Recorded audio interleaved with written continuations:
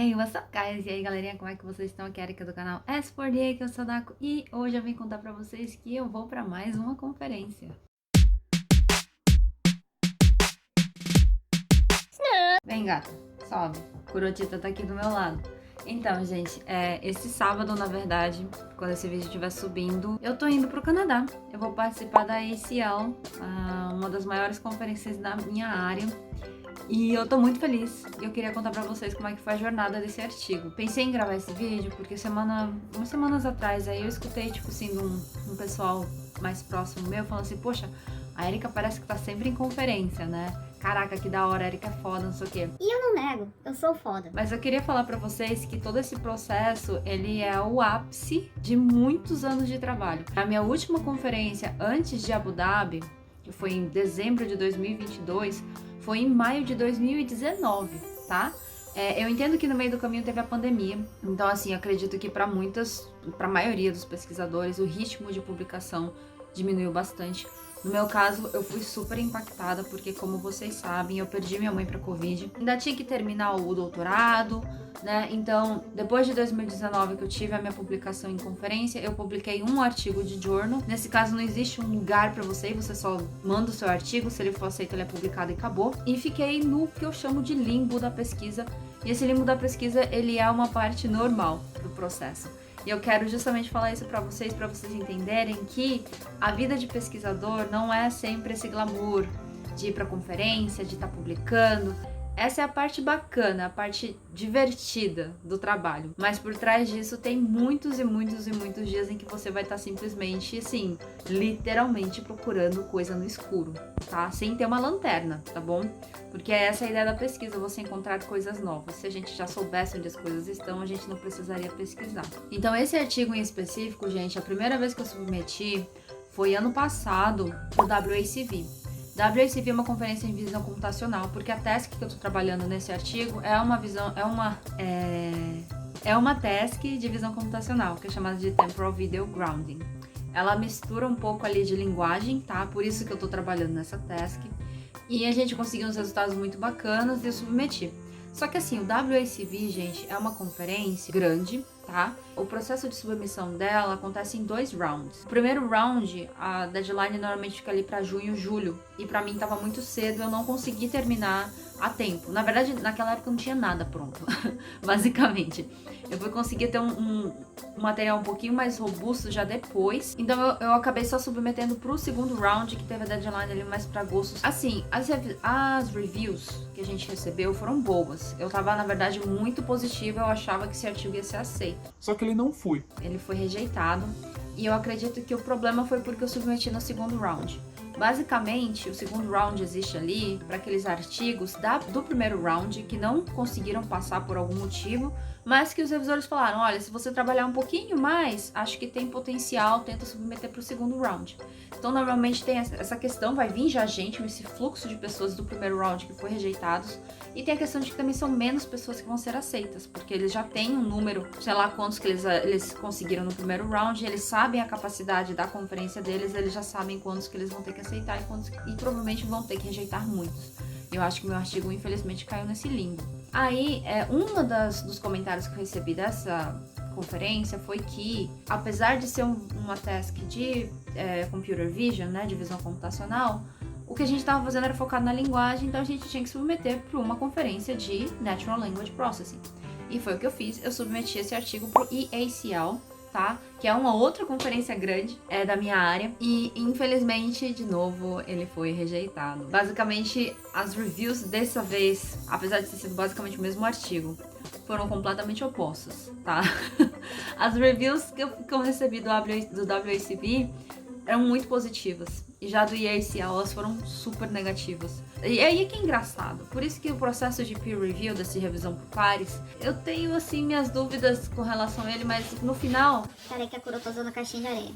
Isso, cobra direitinho. E é por isso que eu falo pra vocês que eu tenho minhas ressalvas quanto a esse processo de revisão por pares, porque como vocês puderam ver, a gente pode receber opiniões completamente opostas em relação ao mesmo trabalho. Mas assim, a qualidade das reviews também não foram muito boas.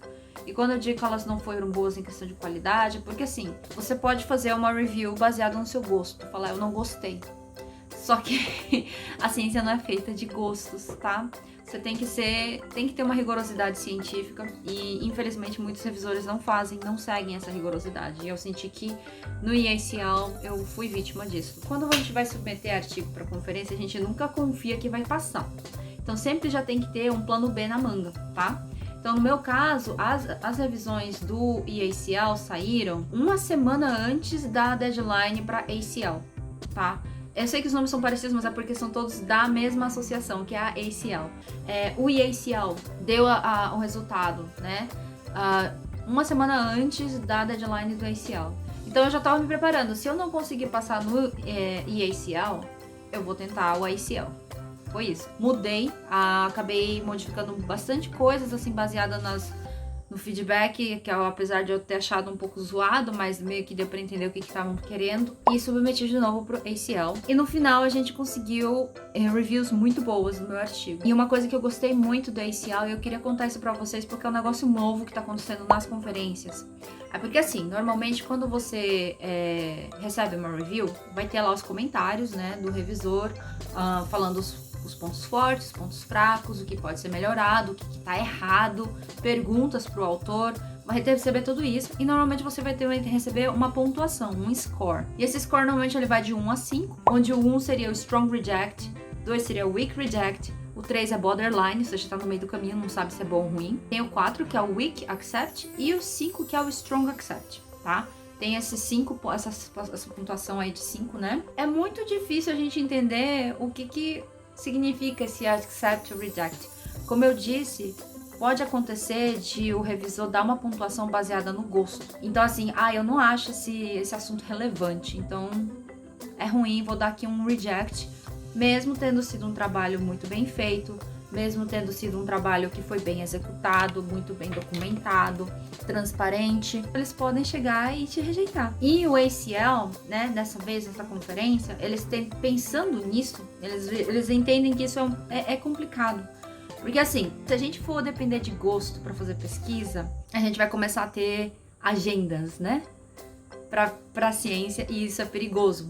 Tá? A gente já tem um filtro muito grande do que é pesquisado por causa dos fundings, dos financiamentos. Normalmente as agências de financiamento, de fomento, elas só vão dar dinheiro para quem eles querem, e isso já limita bastante, né, o escopo de pesquisa.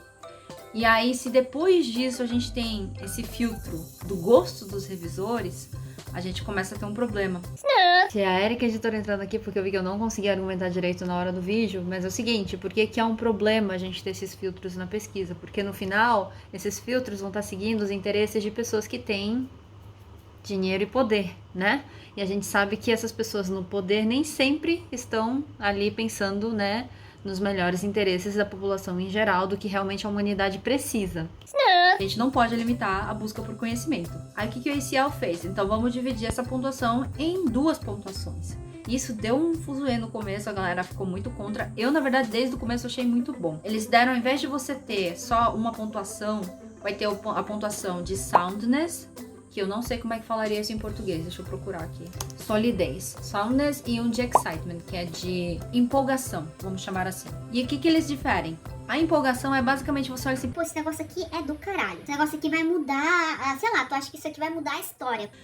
É o teu sentimento em relação àquele tópico, tá? Então é algo muito subjetivo. Pode ser que um revisor ache que você tá fazendo uma coisa super legal e outro ache que seja um negócio super ruim, e tudo bem, tá? Não tem... Isso aí é questão de gosto. E o soundness, ele vai avaliar justamente essa rigorosidade científica para ver se você tá fazendo uma boa pesquisa, se você fez experimentos relevantes, se eles são congruentes com a tua hipótese. E aí, eu acho que isso aí a gente consegue ter uma ideia melhor do que o revisor quer dizer com strong accept, com weak reject e etc. E no meu caso, no meu artigo, o que aconteceu? A gente recebeu uma pontuação muito boa para solidez. Foi de 5 pontos, os 5 sendo o máximo, a gente conseguiu 4. Eu fiquei muito feliz porque eu sou uma pessoa muito rigorosa com os meus experimentos. Já para a parte de empolgação, a gente recebeu o meio do caminho, que foi o 3. Não, foi 3,5. Foi até um pouquinho mais do que o meio. E aí eu já entendi que, talvez a gente não consiga ir pra Main Conference, porque daí também as conferências da ACL tem um negócio diferenciado. Porque eles viram que assim, cara, tem muita gente submetendo, muita gente querendo publicar, a gente não tem como fazer uma conferência que vá conseguir comportar tudo isso. Então, por causa disso, a taxa de aceite dessas conferências é muito baixa, tá? Muito difícil você ter um artigo aceito no Main Conference. Muita gente vai para os workshops, como aconteceu comigo em Abu Dhabi. Eu fui para um workshop. Só que ao mesmo tempo eles veem assim, cara, a gente tá rejeitando pessoas por causa da nossa própria limitação. Não é que o trabalho dessa galera seja ruim. Então eles abriram também uma categoria chamada Findings, tá? É tipo descobertas.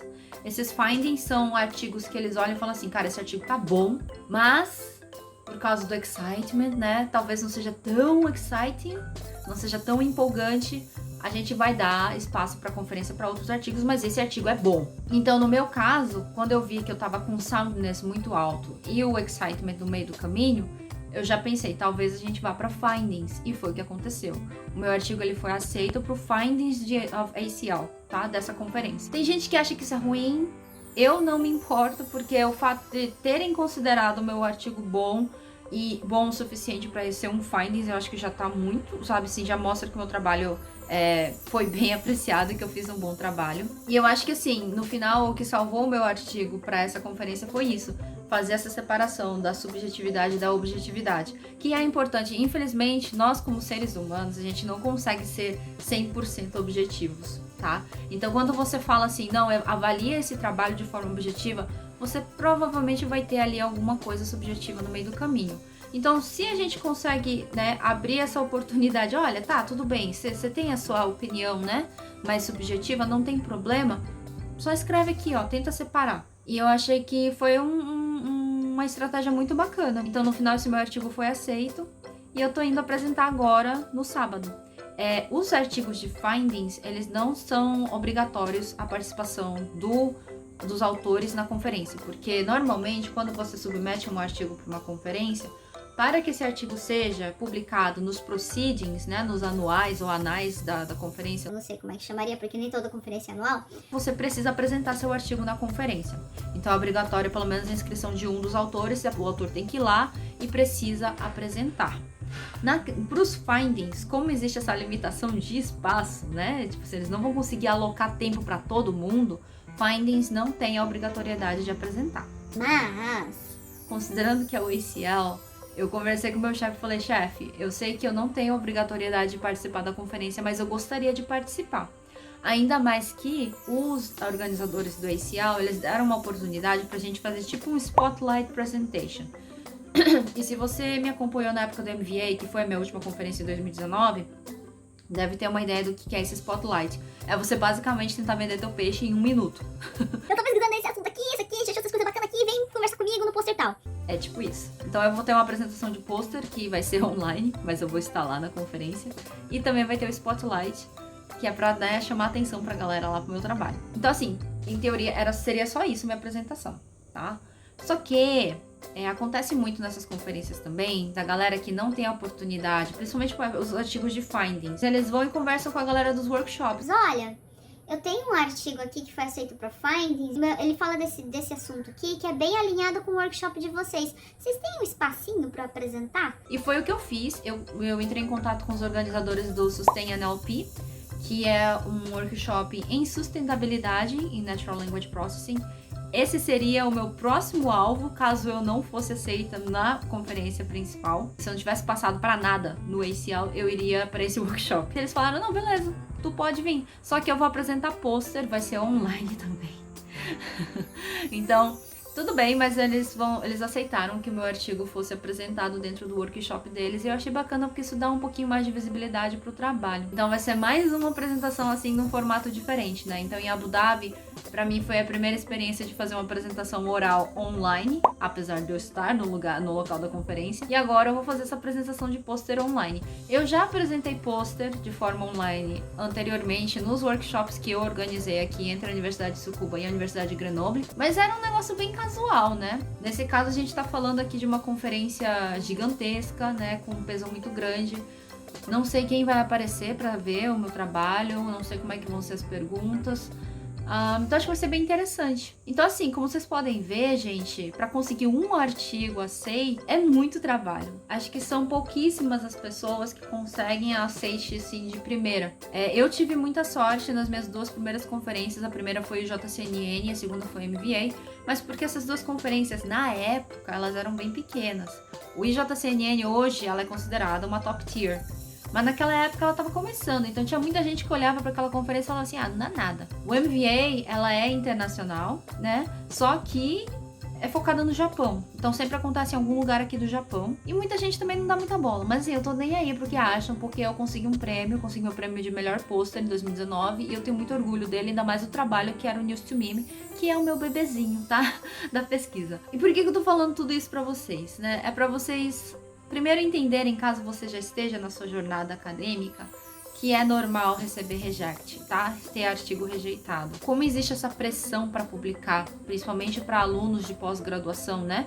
Os pesquisadores de pós-graduação, a gente acaba medindo muito a nossa capacidade, né? O nosso desempenho pelos artigos que são aceitos.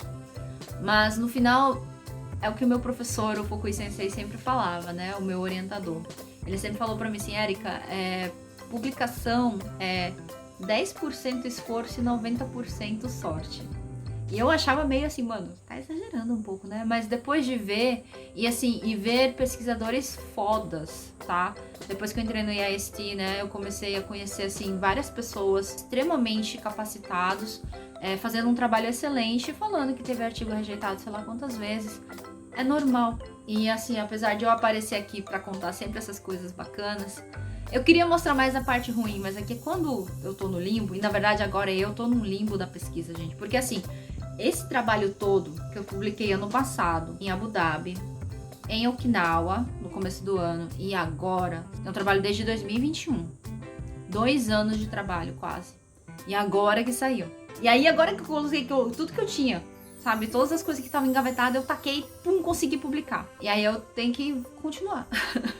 E aí, sabe Deus, se eu vou levar mais 2 anos, mais 3 anos, quem sabe ano que vem eu tô publicando de novo. Eu espero que sim. Eu espero conseguir submeter alguma coisa esse ano ainda, porque apesar da gente já estar em julho e ter passado do meio do ano, ainda tem chão. Até 2023 terminar, né? Mas é só pra mostrar pra vocês que, tipo assim, todo esse glamour de ir pra conferências não é algo que acontece sempre. E vem com muito esforço atrás, então se você tá nessa jornada acadêmica, entenda que isso é normal, tá? Se você tá passando por um momento de limbo como este. E pra você que tá pensando em entrar na carreira acadêmica, entenda, tá? Que vai ser uma montanha-russa muito grande. Ainda assim, eu acho que vale a pena, eu gosto muito do processo de pesquisa, apesar de odiar o limbo, acho que ninguém gosta do limbo, mas é um momento em que eu aprendo muito sobre mim, sobre a minha área, sobre outras áreas, porque é onde eu fico, será que eu devo continuar aqui ou devo ir para outro canto?